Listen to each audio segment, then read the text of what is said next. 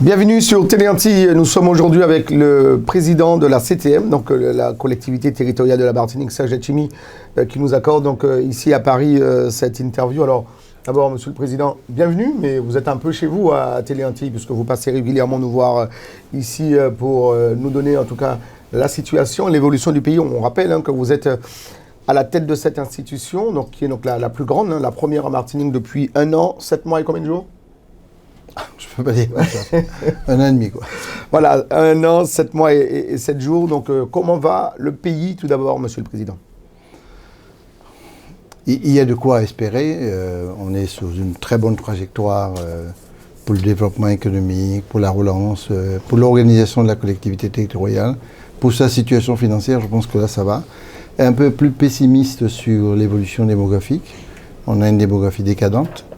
On risque d'être à 330 000 habitants d'ici 2030 et à 210 000 à 230 000 habitants d'ici 2050, 2060. Voilà, les perspectives ne sont pas bonnes, donc il faut absolument réagir. La perspective n'est pas bonne, tous les signaux ne sont pas ouverts. On en parlera justement dans cette interview que vous nous accordez. Je voudrais aussi, alors on va parler, puisque vous êtes venu jusqu'à nous, on va parler donc de la situation économique du pays. On parlera donc de cette situation également préoccupante pour nos compatriotes ici, parce que pour retourner donc aux Antilles, on sait, vous avez poussé un grand coup de gueule, si je peux m'exprimer ainsi.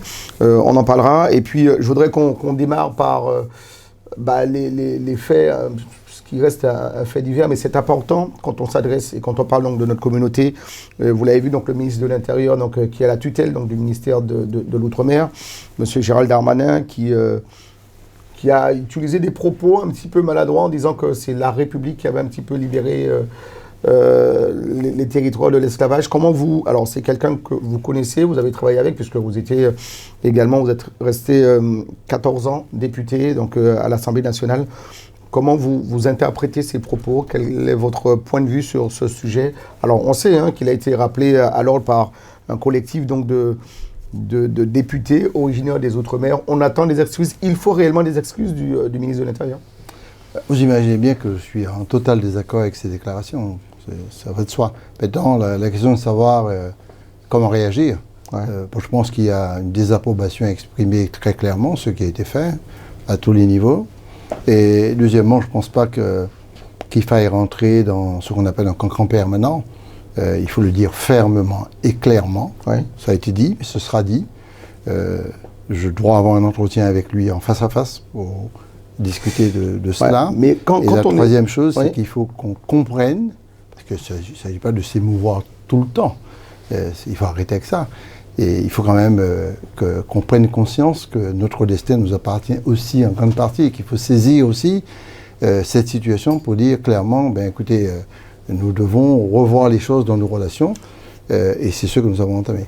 Alors, selon vous, Président, vous pensez que c'est la maladresse verbale, il a dérapé, il n'est pas à la hauteur donc, de la situation, il ne connaît pas les sujets. Comment vous percevez... Je ne veux pas porter de jugement avant de le rencontrer. Ouais. Parce que il est quand même le deuxième ministre, oui, après le Premier ministre. mais c'est lui, c'est le deuxième ministre d'État. Oui, bien sûr. Donc, du gouvernement. Donc, comment peut-on, quand on a cette posture, cette casquette, arriver donc, à étayer de tels propos? Ces propos sont tout à fait condamnables, je le répète. La question centrale est de pouvoir s'expliquer et qu'il s'explique, qu'on discute face à face, d'homme à homme. C'est très important pour moi. Et de cela, je le dis, une grande partie de la France pense comme ça.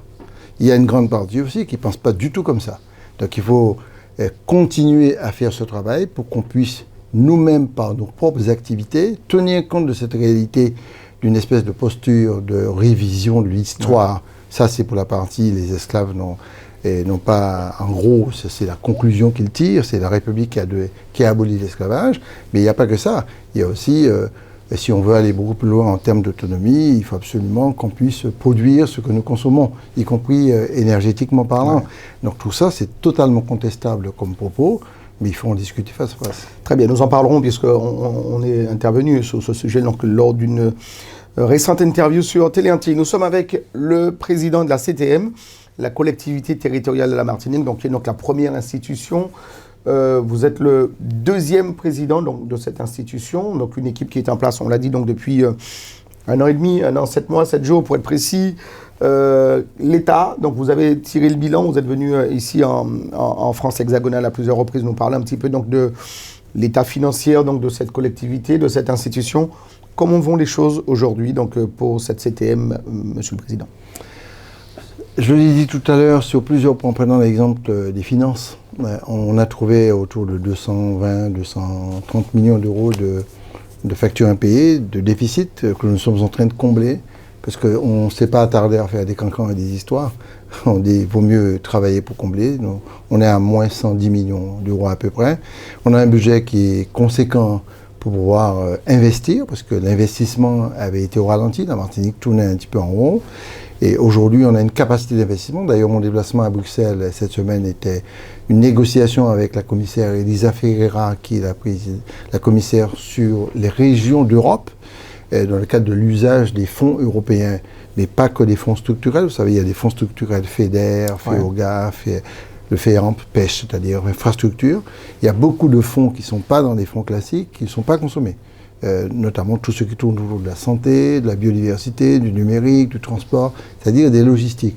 Là, nous avons fait un travail conséquent pour voir comment nous pouvons émarger à ces fonds. Et on a une réunion aussi à Paris avec la BEI, la Banque européenne d'investissement, pour entrer et conjuguer les efforts à la fois du secteur privé et public pour créer des conditions de croissance pour nous permettre de faire décoller la Martinique un peu plus loin et surtout de faire que ce soit un pays attractif où des jeunes, des investisseurs et surtout des personnes puissent revenir, ne serait-ce que pour stabiliser notre chute démographique, mais aussi pour participer à la croissance moderne de notre pays. Très bien. Alors, Président, on se souvient, vous avez pris donc vos fonctions, hein, si je puis dire, si la mémoire ne fait pas défaut, en pleine crise sanitaire, où les infirmiers, les infirmières, donc ceux qui n'étaient pas vaccinés, on leur avait demandé donc de quitter leurs fonctions. C'était donc les recommandations qui ont été faites. Quelle est la situation aujourd'hui donc d'un point de vue santé? Alors on peut également dire 2 mots sur les établissements donc hospitaliers. Quel est on a vu hein, le désastre également donc de l'équipement Zobda Kitman donc pendant la crise sanitaire et la question donc de la réintégration donc des non vaccinés, qu'en est-il pour le territoire martiniquais? La crise Covid a révélé la gravité de la situation en Outre-mer. Dans les différents pays d'Outre-mer, et de la Réunion à la Martinique, on a une situation totalement déplorable. L'État aurait dû avoir honte d'avoir laissé il y a une défaillance selon tous les gouvernements. Bien entendu, la responsabilité régalienne de la santé, c'est l'État. C'est l'État. Bon. Donc, laisser se dégrader une situation comme ça dans ces différents pays, c'est pas acceptable. Bon. Ça, c'est une première chose. La deuxième chose, c'est qu'on n'est plus dans cette période Covid que nous avions connue. D'accord. L'état sanitaire se retrouve à peu près comme ici, se stabilise, Dieu merci. Et troisième chose, nous nous sommes engagés, bien que ce soit l'État qui ait cette compétence, nous sommes engagés très puissamment pour la reconstruction des unités hospitalières, notamment Pierre Zobda Kitman, Saint-Esprit, mais aussi Emma Ventura et l'hôpital de Saint-Esprit de Trinité. Donc on a environ globalement 800 millions d'euros. Principaux établissements de santé. D'investissement de reconstruction d'hôpitaux. Donc ces chantiers devraient commencer sous peu. On travaille déjà. Le bouclage financier est pratiquement structuré. Il manque des fonds. D'ailleurs, j'ai rencontré Monsieur le ministre Combre, le ministre de la Solidarité, notamment sur tout ce qui est EHPAD, pour trouver les moyens de financement d'équilibre pour financer les EHPAD. Et je pense que si l'État fait un dernier effort, on pourrait engager des chantiers à hauteur de 800 millions d'euros pour sortir de cette impasse. 800 millions sur combien d'années? Sur 5 ans. Sur 5 ans. D'accord, donc construction, rénovation. Donc, on a vu donc, depuis cette crise sanitaire, alors l'État a vu ses défaillances. Aujourd'hui, c'est l'ARS qui gère ces équipements pour l'État sur le territoire martiniquais. Non, bien sûr. Il y a une participation de la CTM? L'état actuel des compétences, c'est l'ARS et l'État. Mais vous savez dans le cadre de l'appel de Fort-de-France, nous demandons une part de compétence sur la politique de santé, notamment pour lutter contre les déserts médicaux dans le nord de la Martinique. Notamment pour organiser tout ce qui concerne les maladies ou la politique de santé environnementale, chlordécone, sargasse, notamment pour aussi fixer les jeunes sur place, notamment les médecins qui doivent revenir, il faut participer à ça. Tous ceux qui tournent autour de la coopération et pour une politique économique de la santé, parce que nous avons le cyclotron le plus puissant de France installé à Martinique. C'est la capacité de détecter les maladies grâce à la médecine nucléaire. Ouais. On est devenu un centre de médecine nucléaire extrêmement puissant. Pour la Caraïbe. C'est le premier en France. Ouais. C'est le 3e dans la zone Caraïbe-Amérique et le 10e au monde. Donc nous avons une responsabilité de l'attractivité médicale et aussi être très vigilant sur la médecine de proximité. Aujourd'hui, le maillage ne se fait pas entre les médecins, les pharmacies, les laboratoires sur le terrain avec la dynamique de prise en charge sociale.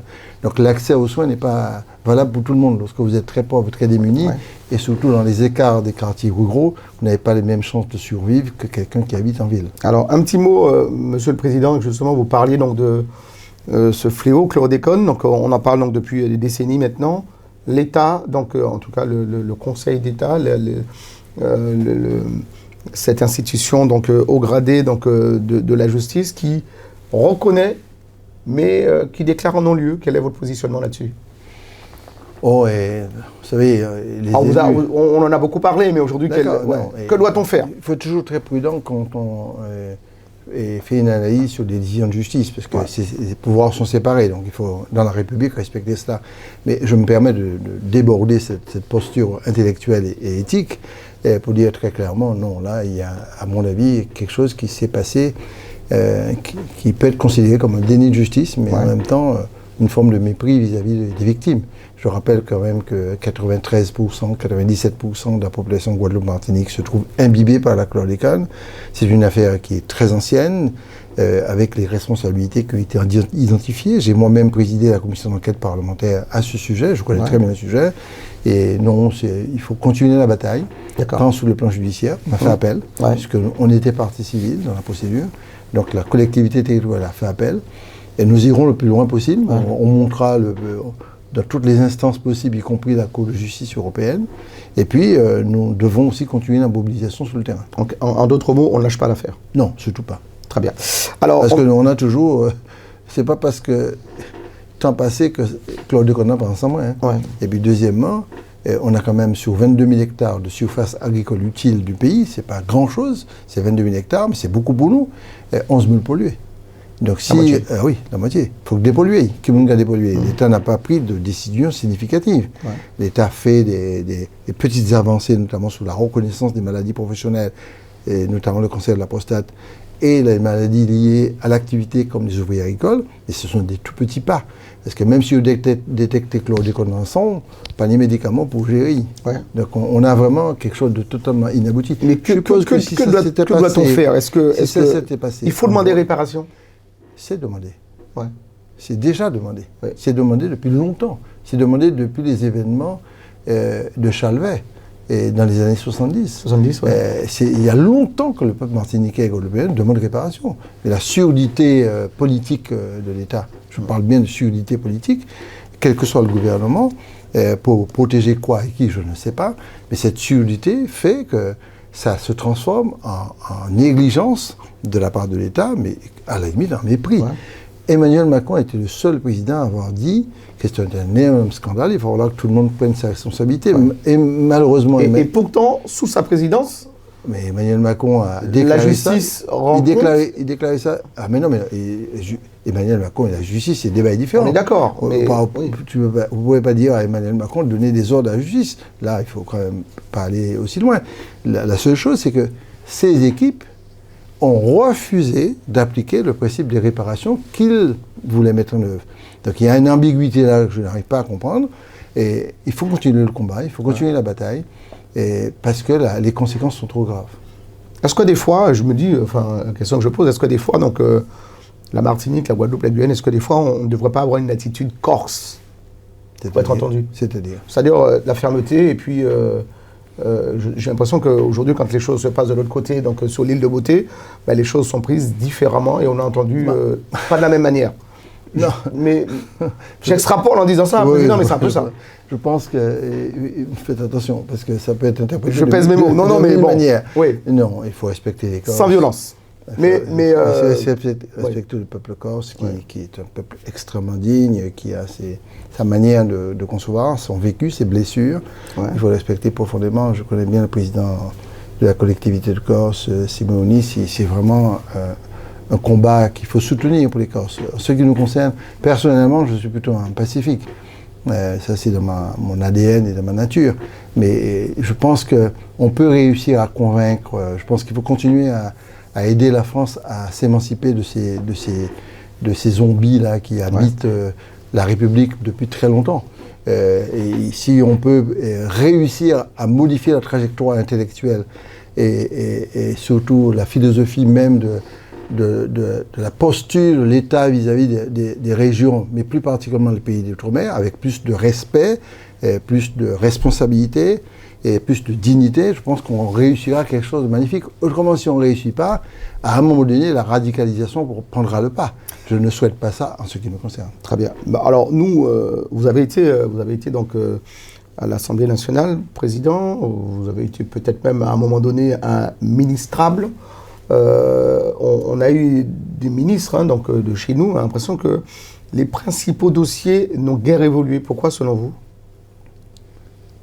Alors, je pense à Victor Lurel quand je dis ça. Il ne faut pas citer le nom.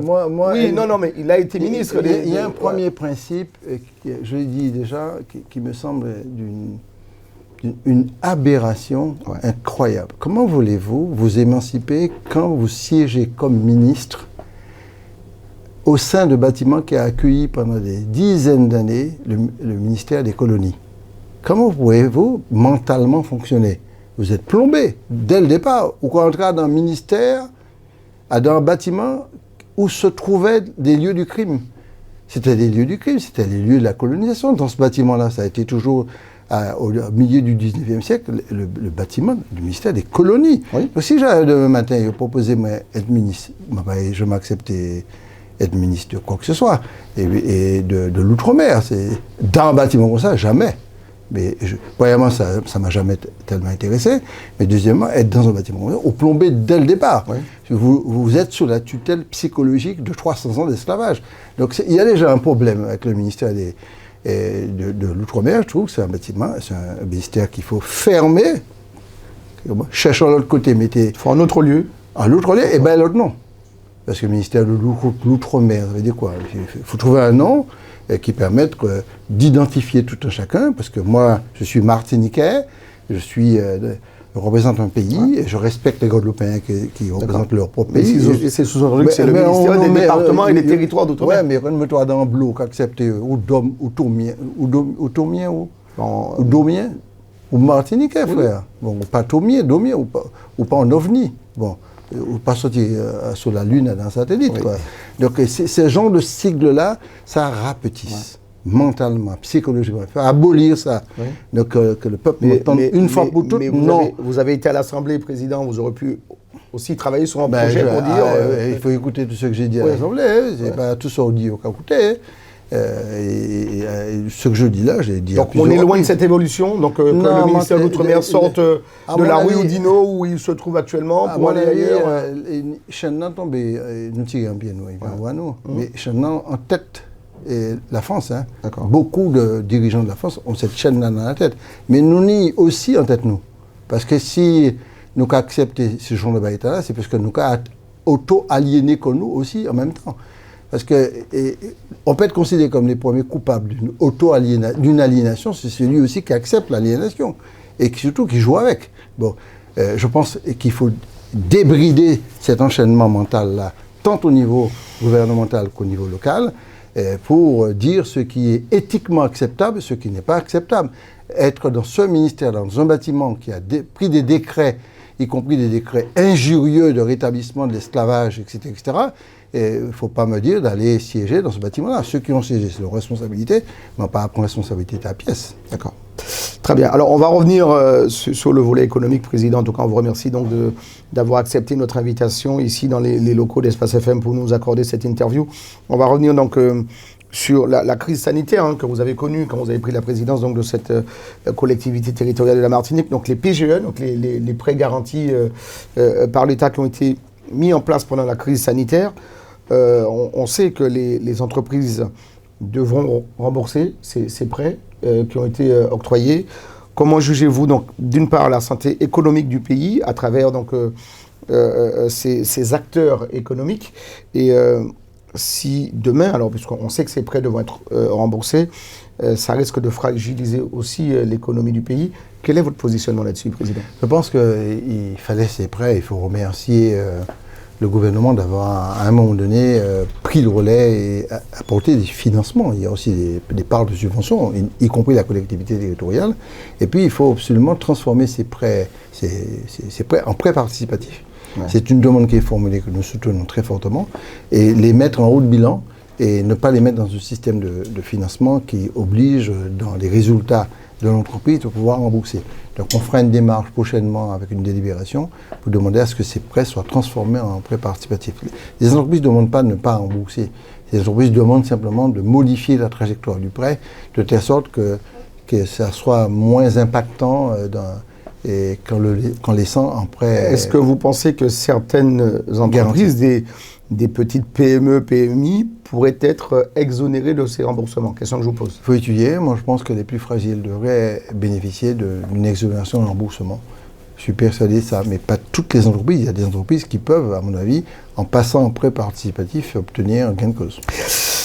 Le président Serge Letchimy avec nous dans cette émission sur Télé Antilles. Alors, président, lors d'une interview récente dans nos locaux flambant neufs à Télé Antilles, vous nous disiez que la Martinique doit travailler donc, sur une autosuffisance en matière agricole.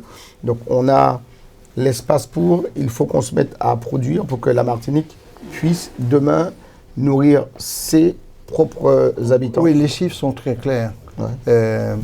Nous sommes extrêmement dépendants de l'exportation de la banane et du rhum. Ce sont deux grandes spéculations qui sont utiles à l'exportation, qu'il ne faut pas remettre en cause. Cependant, les mécanismes inhérents à la production de la monoculture constituent des freins et des dommages extrêmement importants. Donc il faut aller vers la diversification agricole. Ce n'est pas parce que nous avons planté, nous avons vendre banane et puis rhum qu'il faut absolument négliger les contributions à apporter pour la diversification agricole. 80% de ce que nous consommons en Martinique viennent de l'extérieur. Donc il faut absolument monter, on a 20% donc, à environ 40-50%. Pour monter à ce stade-là, il fallait déclarer l'autonomie alimentaire comme une priorité majeure. Ce que nous avons fait, il y a eu un vote qui a eu lieu à l'Assemblée de Martinique. On a mis une stratégie d'autonomie alimentaire. Pour réussir ce pari, Quelle stratégie? Sa stratégie, c'est d'organiser l'implantation de jeunes agriculteurs beaucoup plus massivement, accompagner ces jeunes agriculteurs sur le désenclavement des terres, sur la mécanisation. Ça se fait actuellement? C'est ce que nous sommes en train. Ça se fait, mais il faut l'amplifier. L'accès des jeunes agriculteurs aux terres, c'est très limité. Et les transmissions, c'est très limité. Et surtout, organiser la commercialisation des produits, mais aussi la recherche, développement scientifique pour protéger les productions. L'igname est très touché par des maladies. Si on n'a pas la puissance techniques pour accompagner la production du lame, notamment sur ce qui peut être le bio en termes de traitement biologique, et ça peut être court terme. Il faut assurer la longévité de la production de chaque produit, yam, patates douces, dachine, etc. Et il faut absolument qu'on ait aussi une commercialisation, un peu comme la banane, une unité qui rassemble les producteurs, les productions, qui paye directement les agriculteurs, et on s'occupe de la commercialisation intra-pays, c'est-à-dire dans le pays, dans les marchés. Ça s'appelle un MIR, marché d'intérêt régional, comme on registre à peu près, et assurer l'exportation de nos produits. C'est pour ça d'ailleurs que j'ai signé avec Valérie Pécresse une convention pour que nos productions diversifiées se retrouvent dans des cantines des lycées. Est-ce que vous avez suivi un petit peu, Président? Vous avez vu, alors nous aux Antilles, on plante la canne à sucre. De la canne à sucre, on peut avoir du sucre. Voilà, c'est un produit bio, c'est un produit naturel. Et vous avez vu, donc, ici en France hexagonale, donc, on risque d'avoir un problème avec la betterave. C'est-à-dire que le sucre peut être touché demain. Est-ce que ça vous donne des idées pour que demain, on commence avec les terres que nous possédons à réimplanter la canne pour consommer local? Ne plus avoir ce sucre qui arrive, ce sucre blanc de la betterave qui arrive de métropole et consommer différemment? Parce que notre sucre, il est bon. Oui, absolument. Mais on n'a plus d'usine de fabrication. Enfin, il y a peut-être le Galion. Non, pas du tout. On a le Galion qui produit peut-être un petit peu, mais... On est en usine, Martinique, qui est le Galion. Oui. Et la Réunion, on est en usine aussi, production sucre. Le problème, c'est que n'ont pas qu'à planter assez cannes. Donc, nos paniers assez cannes pour produire du sucre. Ouais. Pour quelle raison? Parce que Distilleria qui a mangé la plupart de ces cannes en majorité. Ouais. Donc, il y a une compétition entre cannes destinées à Distilleria et cannes destinées à Cycla. Donc, il faut absolument améliorer la quantité de sucre, de cannes produites pour alimenter de manière privilégiée la production de sucre. On ne produit qu'environ 14, 15, 16% de ce qu'on consomme. Donc il y a 85%. En matière de sucre. Ah oui, ouais. Ce qui veut dire qu'on a une possibilité là de production. C'est d'ailleurs pour ça que je demande à tous ceux qui ont... C'est une délibération, c'est pas les chimie, tout c'est la Camadé. Hein. C'est une délibération qui a été prise. Nous cherchons 1000 hectares dans un premier temps et 2000 à terme. Ces 1000 hectares, 2000 hectares sont destinés en partie à mettre des terres et qu'on aura, des terres plates, pas des terres en piémon, parce qu'il y a un lot qui est en lotais, à destination de la production de canne pour l'usine du Galion. Et puis le reste des terres, 70%, 30%, 70% c'est pour la diversification agricole. Et cette diversification agricole, sur 1000 hectares, ce sera 700 hectares qui seront destinés à la diversification agricole. Donc nous avons invité et tendu la main à tous ceux qui sont propriétaires fonciers, ceux qui sont propriétaires de plus de 30 hectares, 50 hectares, on les connaît. Rassembler. Bon, bien sûr, vous les connaissez. Mais il n'y a pas que. Vous voulez parler des bétiers. Oui, non, mais. Mais ni bétiers, voilà. Ni aussi d'autres mondes, oui. Qui bétiers. Donc, on leur tend la main pour mettre à nos dispositions, en location ou en cession, par exemple des points de personnes, pour que nous produisons diversification. Soit ils répondent, nous, d'accord, nous mettons ensemble. Que vous disent-ils aujourd'hui? Soit vous avez tendu la main. Pour l'instant, on discute. D'accord. Bon, on discute, mais il y a un moment donné, la discussion va s'arrêter. Ouais. Il va falloir que le gouvernement assume pour sortir un texte de loi pour imposer la mise à disposition de ces 1000 hectares et ces 2000 hectares. Je ne veux pas en arriver là. Donc, à bon entendeur, salut, soit nous 1000 hectares et nous qu'à diversifier. Il ne s'agit pas de Bamounte puis faire villa, hein. Il s'agit de Bamounte pour produire canne et pour produire yam, pour produire de la Chine, pour produire, etc. Oui, mais alors ma question, donc, pour la reprendre, est-ce que les contraintes européennes qui sont mises en place, hein, d'ailleurs, qui frappent notamment le secteur de la betterave ici en France hexagonale, est-ce que demain, ça peut vous emmener à une autre réflexion pour que vous puissiez vous dire sur cette collectivité de la Martinique, vous dire, mais voilà, bon, ne peut pas manger sucre blanc encore, on va produire du sucre roux avec la canne que nous allons planter pour la consommation martiniquaise. Il ne s'agit pas de faire contre la betterave, il s'agit de faire tout court et d'être compétitif sur le marché parce qu'il y a la qualité et le prix. Le sucre roux se vend très très bien. Donc il s'agit de faire... Et serait bien meilleur pour la santé. Bien entendu, donc on est prêt à le faire. Il y a une place qui s'ouvre après les années 20 où la betterave a tué la production de sucre, parce qu'on avait beaucoup de production de sucre en Martinique. Peut-être le moment est venu pour revenir sur le marché. C'est pour ça qu'il faut absolument que l'usine du Gagnon, qui est une usine martiniquaise, puisse demeurer et continuer à produire. Serge Letchimy, notre invité dans cette émission sur Télé-Antilles. Alors, Président, j'y étais donc récemment à Fort-de-France, donc une ville que vous connaissez bien, puisque vous avez été donc le premier magistrat donc, de cette ville pendant combien d'années? 10 ans. 10 ans. Alors aujourd'hui, on assiste à une désertification donc, du centre-ville, les boutiques, les commerces qui ferment. Difficile d'attirer les touristes. Quoique les avions sont bien remplis. On se demande où vont ces touristes. Mais Fort-de-France, j'ai l'impression que c'est... Alors, n'ayons pas peur des mots, je ne vais pas dire que c'est une ville fantôme, mais ça ne va pas du tout, Président Fort-de-France. Non, mais ça, c'est votre analyse, et que je ne partage pas du tout. Fort-de-France. Vous le voyez comme moi-même, Fort-de-France, on a plein de boutiques qui sont fermées. Non, pas samedi après-midi, ou quand ça grouillait dans les années 80, début des 90, oui, mais on a... Limoges. Il n'y a plus d'attractivité sur le... Oui. Allez un samedi après-midi Limoges ou à Nancy, ou toute boutique ferme aussi, c'est pas parce que c'est Fort-de-France. Donc l'exemple que vous prenez, c'est pas mon exemple. Non, Fort-de-France a connu et connaît toujours des difficultés majeures de paupérisation commerciale, mais aujourd'hui, quand vous circulez au centre-ville... C'est dû à quoi ça, Président? Quand vous circulez au centre-ville, on a beaucoup de retours. Parce qu'à Fort-de-France, je suis urbaniste, je peux bien l'expliquer peut-être, et il y a un départ des grandes administrations à l'extérieur, ma ville à moi, Galéria, et la Caisse générale de sécurité sociale, à côté était déclieux, non? La Caisse générale de sécurité sociale, Paty-Lamantin, eh bien, vous avez externalisé les capacités économiques, l'attractivité de la ville. Donc cette ville s'est paupérisée par le départ à l'extérieur de beaucoup de monde et de beaucoup d'activités économiques très centrales que nous ramenons aujourd'hui au centre-ville.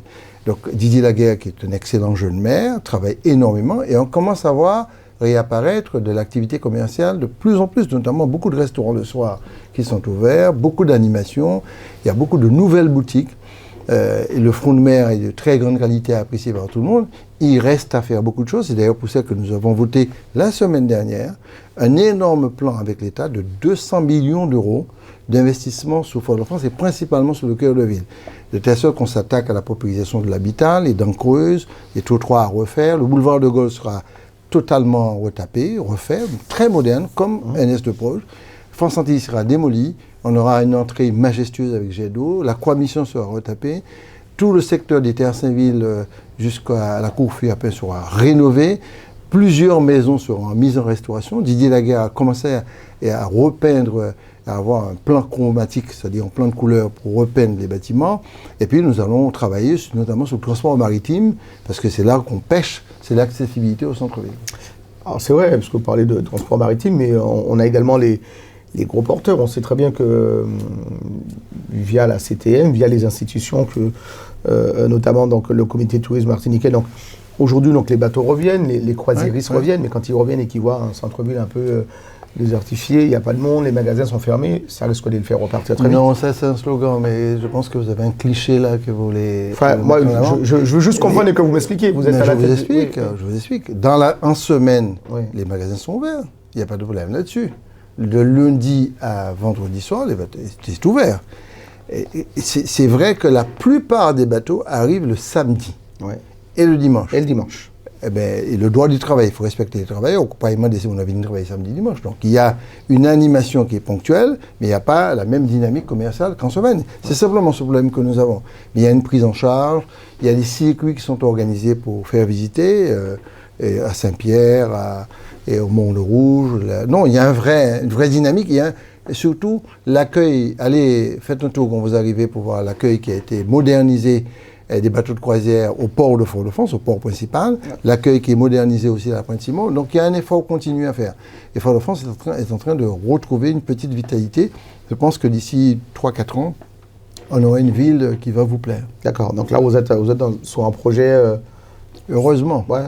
Ça correspond à la fin de mandat, c'est pour un peu rebooster, pour repartir. Non, je sais pas. Non, Laguerre vous a dit qu'il ne se représente pas. Non, je ne sais pas, mais ça, oui, ça peut être aussi un bilan pour dire, voilà ce qu'on a fait. Et puis non, pas du tout, on travaille. Ouais. Vous n'oubliez pas que l'effort de France et tout le monde Martinique a dit même Bagayla, a assumé le mal développement de la Martinique pendant 50 ans. Et maintenant, il a souffert pour bailler à balle, quoi. Pour bailler un ballon, quoi. Si vous ne pas bailler un ballon pour y avancer, il n'est pas bon. Donc aujourd'hui, Fort-de-France est en train de se rénover comme une ville un peu ancienne, mais il faut tirer profit de la beauté du caractère ancien de la ville, et la restauration qui est en cours là, à mon avis, ça prend du temps, mais ça devrait se faire. Nous en parlions, Président, en début d'interview. Donc, vous l'avez dit, donc, la Martinique est en train de se dépeupler dans 10 ans, dans 20 ans. Donc, on risque d'atteindre les 200 000 habitants. Donc, ça veut dire qu'on aura une population vieillissante. Quelles mesures, vous qui êtes à la tête donc, de la CTM, donc la plus grande collectivité, vous avez quasiment tout pouvoir, hein, on peut le dire, presque. Vous n'avez pas les pouvoirs régaliens, mais vous avez tout le reste. Et la première mesure, c'est de ne pas attendre que toutes les solutions viennent de Paris. Oui. Donc, quel est votre positionnement? C'est important. Les mesures prises pour inciter justement les jeunes à revenir, travailler et investir au pays. Comme Paris, c'est secondaire pour Paris. Hein. Je le dis d'une autre manière. Mais Paris se dépeuple aussi, hein, vous avez vu. Mais non, on ne pas le dire, la relation entre la République et nous. Ce n'est pas un centre d'intérêt pour la France. La chute démographique. Je le dis, j'espère que ce que je suis en train de dire va sensibiliser des gouvernants là, actuellement. Ce n'est pas un centre d'intérêt. Ouais. Le Bibidome a été créé. C'est un acte politique de Debré en 1963. C'est un acte politique. Pour quelle raison, 50 ans après, on n'a pas un acte politique majeur qui permet de réparer ce que Debré a fait? Vous pourriez le faire, ça? Mais si moi a failli, a failli. C'est ce qu'on a délibéré la semaine dernière en décidant très clairement de créer ce qu'on appelle une maison du retour en Martinique pour accueillir tous ceux qui sont partout. On a près de 500 000 Martiniquais éparpillés dans le monde entier, première, deuxième, troisième, quatrième, cinquième, sixième génération, y compris la ramification avec tous les peuples du monde, peu importe d'où on vient. Dès qu'on veut venir dans le pays, on vient, quelle que soit la couleur de sa peau. Nous allons installer la maison du retour dans les 2-3 mois qui viennent. Nous installons aussi la maison de Martinique à Paris, qui sera un hub très important de contact avec qui a existé avant sous votre... Non, j'ai voulu mettre sur pied, ça existait pendant un certain temps. Quand vous étiez président de la région? Oui, j'étais président, ça existait un petit peu. Mais là, c'est vraiment un lieu de très grande qualité pour permettre les contacts et les échanges en matière d'investissement, en matière de communication, d'accueil, etc. Donc c'est un gros travail. Nous avons décidé aussi de mener ce qu'on appelle une gestion prévisionnelle des emplois et compétences pour les moins de 40 ans, pour les fixer sur place et pour ceux qui ont moins de 40 ans, qui veulent revenir en Martinique, soit pour investir, ou soit pour travailler, parce que certains experts manquent, médecins ou ingénieurs, etc. Mais aussi, on a beaucoup de travaux d'activités en tension, comme charpentier, comme plombier, etc. C'est pas que des gangas, quoi. Ouais. Et à ce titre-là, on a mis un dispositif d'accueil, c'est ça la maison du retour, pour accueillir l'accès à la crèche, le bien-être, l'accompagnement des familles monoparentales. Il y a beaucoup de femmes qui sont... Donc ça, c'est ce que vous êtes en train de mettre en place? C'est en train d'être mettre sur pied, parce que si j'entendais sous l'État, nous prie, parce que ce n'est pas le centre d'intérêt d'État. Et l'ADOM que certains chérissent beaucoup, l'ADOM n'a que la continuité psychologique du Bibidom, c'est-à-dire accompagner à sortir de nos pays, alors qu'il faut revenir dans nos pays. Donc on a demandé de réformer l'ADOM, et nous avons ajouté à ça, j'ai volontairement pris cette décision pour environ 400 à 500 personnes qui pourraient être concernées par ça, une prime à la natalité de 2 000 € pour le second enfant et de 3 000 € pour le troisième enfant. Donc on a fait ce geste-là pour faire réagir... Et c'est financé par la CTM? Pour l'instant, on prend responsabilité, moi, puisqu'elle n'est pas faite. Alors, vous parlez donc de l'ADOM. Alors, c'est pareil, en préparant l'émission, donc on a reçu plusieurs questions. Il y a des parents qui s'indignaient un petit peu donc, de la lenteur d'attribution de bourses pour que les jeunes puissent partir étudier en métropole. Ça fait partie du projet, donc il faut réduire, ralentir ce... Non, je vous pose la question. Vous. Mais non, moi, c'est l'inverse pour faire. Moi, c'est l'inverse pour faire. Comment dire, les moins accélérer départ. D'accord. Au contraire, moi, accélérer le retour.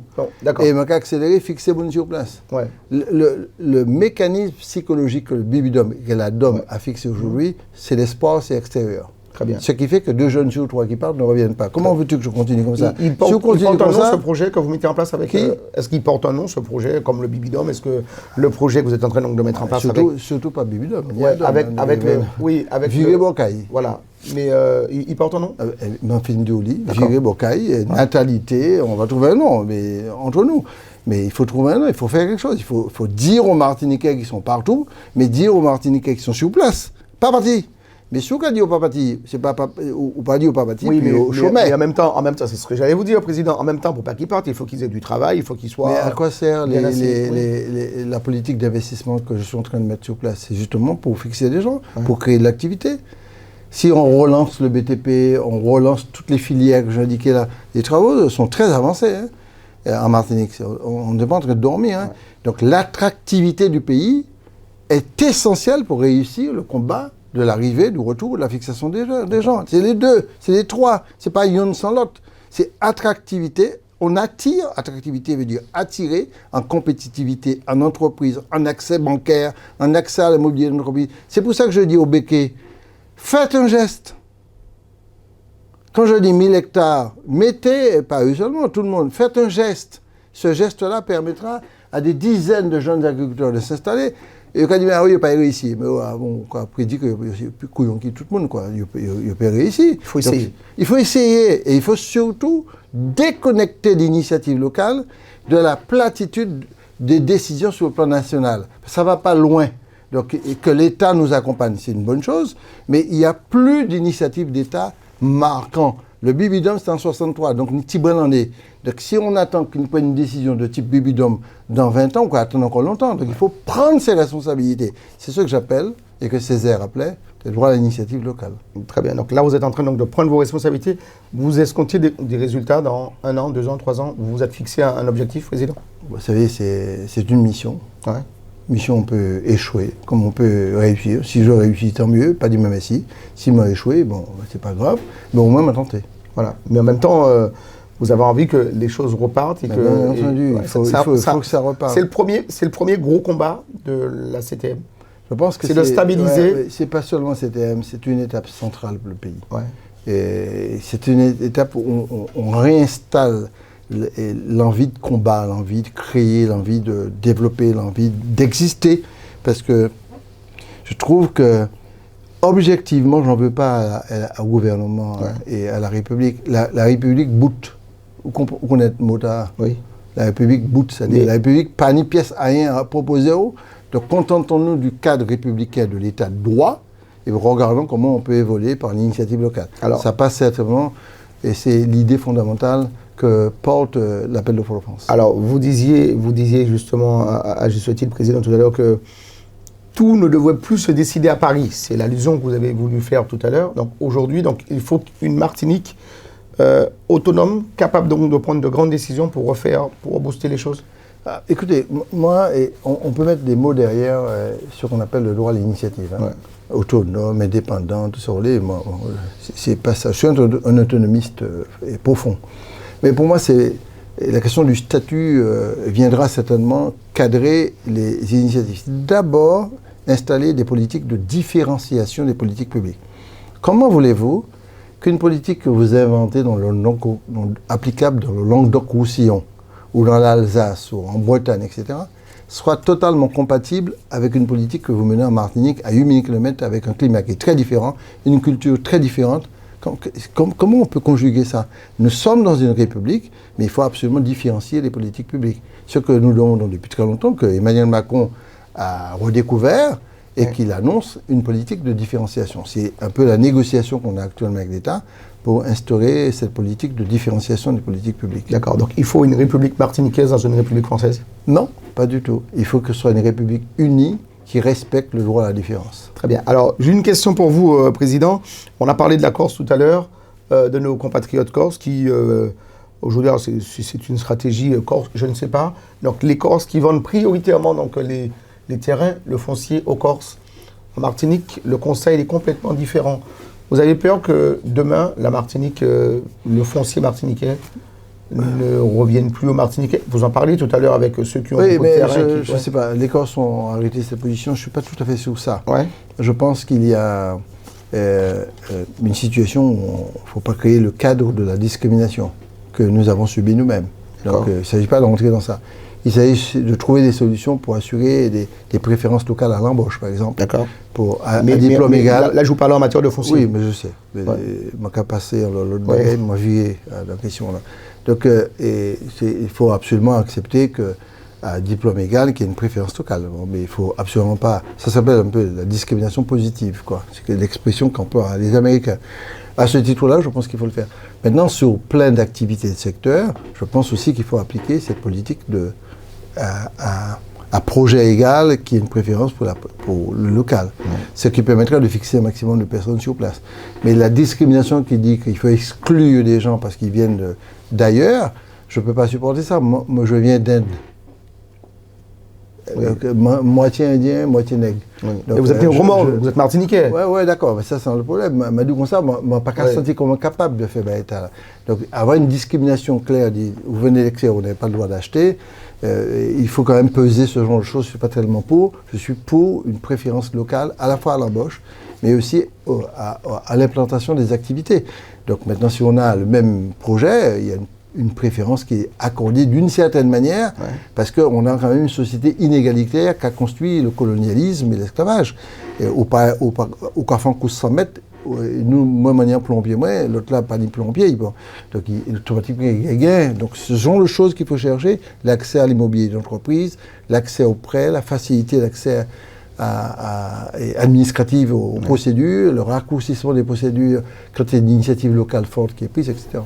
Alors, justement, vous me tendez la perche, Président, parce qu'on a également vu, ça a tourné un petit peu sur les différents réseaux sociaux, où un responsable d'une banque aux Antilles disait qu'on autorise aux compatriotes donc, à avoir des prêts pour le mobilier, les voitures, les équipements, bateaux et autres, mais pas forcément pour l'immobilier. Vous l'avez entendu? Ce sont des choses qui, concrètement, se pratiquent sur le territoire martiniquais?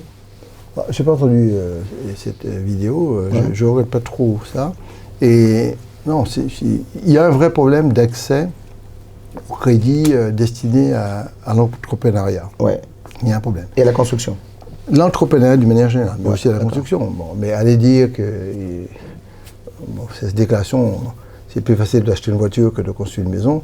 C'est vrai que les règles se sont compliquées. Par exemple, quelqu'un qui fait un petit investissement de 200 000 euros, 250 000 euros, bon, on doit avoir toute une série de garanties à donner, ça complique les choses. Je pense que de ce point de vue-là, il faut améliorer les choses, notamment sur tout ce qui est financement et d'investissement économique. Je pense qu'il faut absolument, et c'est ce que nous faisons, nous créons par exemple pour les agriculteurs des fonds de garantie pour accompagner l'investissement pour que s'il y a un problème, c'est nous qui ne remboursons pas le gars qui a l'initiative.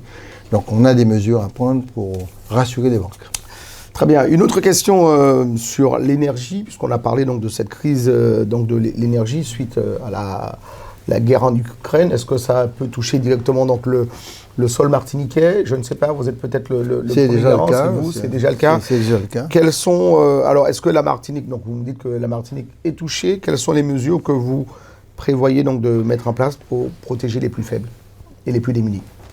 Nous l'avons fait pour les billets d'avion, puisqu'on a aidé pendant la période de Noël 1250, j'en avais parlé d'ailleurs, 1250 personnes de pouvoir se déplacer avec une aide de 250 euros. L'État a apporté une contribution pour ce qu'on appelle le chèque énergie classique pour la politique énergétique, que nous accompagnons. Ouais. D'ailleurs, ce n'est pas suffisamment consommé. Et puis vous avez aussi la contribution à la pompe que l'État a décidé, que nous suivons aussi. Nous n'avons pas mis directement de l'argent dans la diminution, et je parle de l'essence, l'accès à l'essence directement, simplement parce que lorsqu'on voit les profits que font les grandes trusts comme Total Énergie, on peut se poser la question que c'est d'abord à ces gens-là de faire des efforts, ce qui leur est demandé. Ouais. Très bien, et ça vous soutenez. Alors, dernière question, Président, on ne va pas revenir sur l'État, donc on sait que chez nous aussi on a des difficultés en matière de sécurité, mais alors on entend d'ailleurs de plus en plus que on a des féminicides, donc des femmes battues, on les voit dans les faits divers. Quels sont, alors je sais que vous n'avez pas de pouvoir régalien, puisque le pouvoir donc de la police c'est l'État, mais est-ce qu'à la CTM il y a des choses qui sont mises en place pour aider, pour protéger donc ces personnes qui sont en difficulté majeure? On est face à un drame. Ouais. J'ose pas dire que c'est un drame qui soit ponctuel, quoi. Ça a toujours existé? Non. C'est-à-dire, ça a toujours existé, mais ça s'est amplifié. Oui. Et contre les femmes, ouais. Ça s'est encore amplifié. Oui, alors je ne sais pas si c'est amplifié, mais aujourd'hui on a l'effet de mode donc, avec les réseaux sociaux. Donc, aujourd'hui, on a l'effet partout. On a l'effet en France aussi. Ouais. On a un fait qui s'est déroulé récemment en Martinique d'une gravité extrême. Il faut tout faire pour enclencher le processus. On a décidé de monter ce qu'on appelle un plan territorial de lutte contre la délinquance et de la délinquance et toutes les formes de violence. Et parmi les sujets, il y aura ce sujet-là pour la communication, l'information, sensibilisation, etc. La justice fait son travail, ou on peut faire encore mieux son boulot, mais on est très impliqué, alors que ce n'est pas notre pouvoir régalien, dans ce dispositif territorial, parce qu'en plus de ça, on a une circulation d'armes et de drogue en Martinique tout à fait grave. Ouais. La Martinique est devenue une plateforme de circulation de drogue et d'armes, venant un peu du Venezuela et des États-Unis, avec des échanges en mer avec des pays comme Sainte-Lucie qui sont très impliqués, et notamment dans ces commercialisations vers la Martinique qui est appelée le marché, the market, ouais. Et c'est très dangereux. Et la détention d'armes en Martinique est devenue d'une facilité incroyable. Donc on s'est mobilisé, notamment avec M. Darmanin, pour pouvoir répondre à ce trafic-là de drogue et d'armes par la surveillance des côtes, mais il y a un travail à faire au sein social et culturel sur le plan local, interne, famille par famille. C'est dans ce cadre-là que j'ai lancé cette opération-là. On devrait en juin voter le plan territorial de lutte contre la délinquance et de toutes les formes de violence, y compris les violences conjugales, pour restabiliser notre pays. Très bien. Merci en tout cas, Président. Merci d'être venu jusqu'à nous dans ce studio, ici à Espace FM, donc pour une interview quasi exclusive. Merci à vous et on vous souhaite bien du courage. On sait que du courage vous en avez, parce que vous êtes un homme engagé donc depuis fort longtemps. Et si les Martiniquais vous auront conduit à la tête de cette institution, c'est que vous êtes un homme de poigne. Et voilà, tous les Martiniquais vous soutiennent au plus haut niveau, sans le sang. Merci beaucoup. Merci à vous. Au revoir.